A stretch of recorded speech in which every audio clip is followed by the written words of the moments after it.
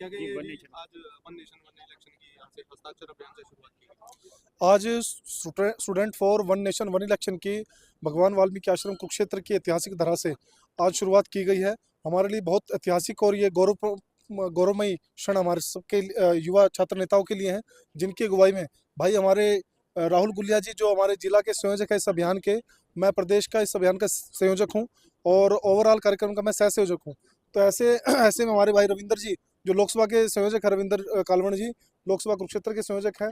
ऐसे ही हमारे अमित गिल जी भी हमारे जो थानेसर विधानसभा के संयोजक हैं।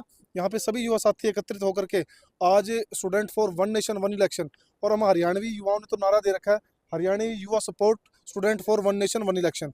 ऐसे भव्य कार्यक्रम की हमारे को आज यहाँ पे मुहिम में भगवान वाल्मीकि आश्रम में जो श्याम सिंह राणा जी की उपस्थिति में और आदरणीय कैबिनेट मंत्री कृष्ण बेदी जी की उपस्थिति में, इनकी नेतृत्व में हमें जो समर्थन मिला है, सहयोग मिला है, इनका मैं समाज का और जितने यहाँ पे उपस्थित थे कार्यक्रम में सभी का मैं आभार व्यक्त करता हूँ कि उन्होंने अपने हस्ताक्षर अभियान के माध्यम से और मोदी जी की इस मुहिम को मजबूत करने का उन्होंने बीड़ा उठाया और हमारे हाथों को मजबूत किया। उनके लिए उनका आभार जी। कहाँ कहाँ इसकी शुरुआत की जाएगी इसके अलावा?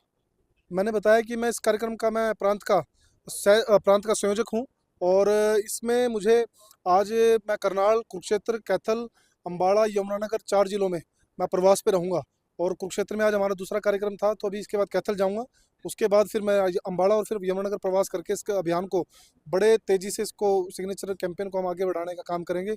और 7 तारीख को हमारा बुधवार के दिन मैक्सिमम सिग्नेचर ड्राइव के माध्यम से हमारे हरियाणा के अंदर लगभग 25,000 से अधिक हम सिग्नेचर एक साथ करवाने की मुहिम को हम बल देंगे और पूरे भारतवर्ष के अंदर इस कार्यक्रम का रिकॉर्ड तोड़ने का काम करेंगे।